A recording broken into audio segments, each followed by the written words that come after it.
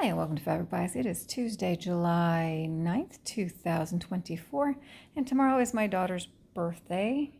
And while most of her presents are already wrapped, I have a couple more things to go, and at the very last minute, I decided it would be kind of fun to make a fabric box to wrap her presents in. Well, actually, a couple fabric boxes here.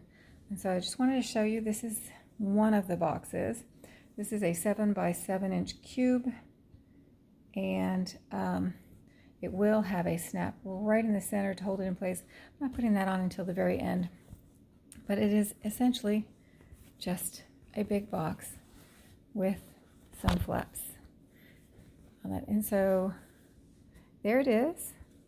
I'm going to go ahead and make another one. Let's see, so this one, then this one, then this one, then this one, and then snap once I get the snap in place.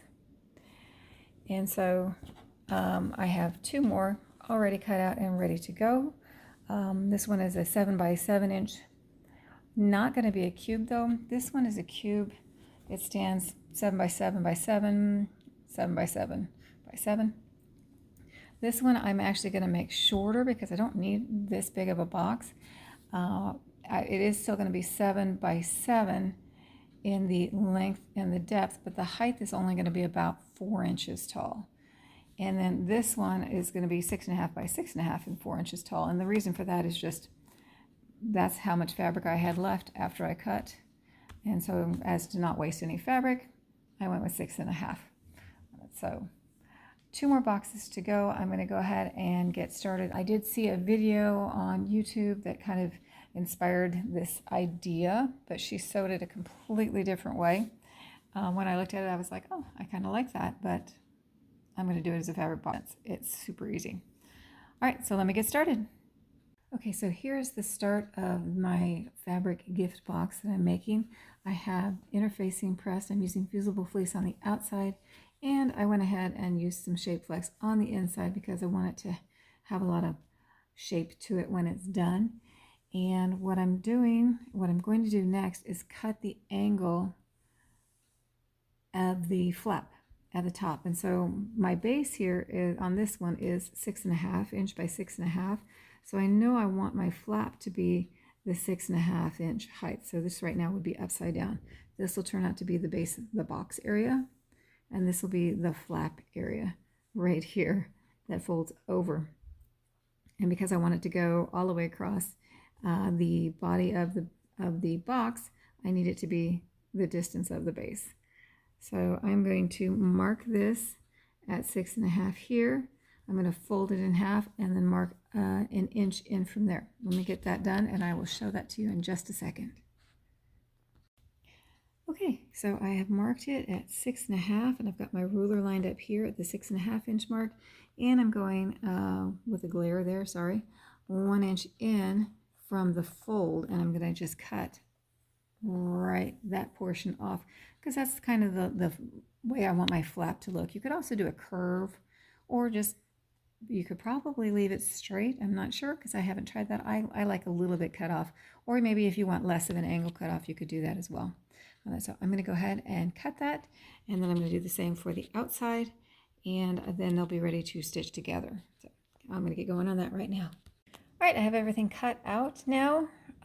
This portion up here is the flap, and this is going to be the box at the bottom, and there's my base right there. And so I'm going to get ready to get them all sewn together. What I'm going to do is sew 3 body pieces together, and then I'm going to take the 4th body piece and sew it to the base.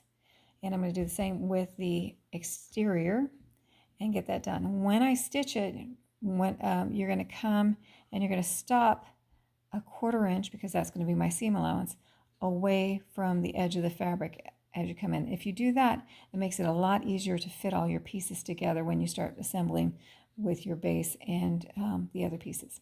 So I'm going to get going on that. So you start off when you're sewing by sewing 3 of the body pieces together in the side seams, and then you sew the remaining body piece to the base. And then you take those 2 pieces and you sew them onto the center of the 3 body pieces. And again, when you stitch it, if you stitch and you stay within that last 1/4 inch, so you don't sew all the way to the edge, you just sew in that kind of seam to seam effect, then it's a lot easier to put it together. Now on this one, in the lining, when you put it together, you're going to want to, and it doesn't matter which base seam you leave open, but you do need to leave a turning gap. And I like to do it kind of at the beginning. So I'll sew these 3 together, and then I'll sew the remaining body piece to the base piece. And then when I go to sew this on to the middle body piece, that's where I'm going to leave my turning gap. And the only reason I do that is if I wait, I'm probably going to forget. So I like to get that over with kind of early on. The next part I'm going to do is I'm going to take this side of the one body piece, sorry. I'm going to take the side of this one body piece and I'm going to attach it here to this one. And then I'm going to do the same on the other side, and I'm going to start forming my box. And I'll do the same on the exterior. So let me go do that, and I'll be right back. Okay, so the sides are all sewn up. And now it's time to sew the last of the base seams together. So there's 2 base seams that are still open here. And so I'm going to sew those together. Same thing with the outside. So let me get going on that. And you're still stitching, when you're stitching your seams, you're still going to go from seam to seam and not edge to edge. Okay, so with everything on the base portion of it sewn up, it's time to get the top sewn together. And so what you have to do is turn the, you want them to be right sides together. So I'm going to turn my lining piece inside out. I'm going to stick it inside my base seam, and I'm going to pin up everything together, or clip everything together so that I can get it ready to sew. So I've got it all clipped together, and I'm going to go ahead and stitch, and it's just all the way around the entire outside flaps. I'm going to try to go straight down into the corner and straight back up and make a nice sharp turn there, and take advantage of the fact that this is already slit open here, so that when it turns, it'll hopefully turn and makes a really nice sharp corners in there. So I'm going to go ahead and go do that right now. Here it is. I have sewn it all up, turned it through the turning gap, and now I'm going to go press it to make it look nicer, and then I'm going to sew the turning gap closed. Okay, so it's all pressed, and all I have left to do is top stitch all the way back around the top there, and I closed the turning gap already and put the snap on. And there it is, all done except for the snap that goes in the center. Let me show you the inside. Opens like that. Oop. And we close one side, the other side, this side, and then it'll snap together. And I guess you could put a snap on both of them. I'm only going to put a snap on the top one. So there they are. I hope you like them.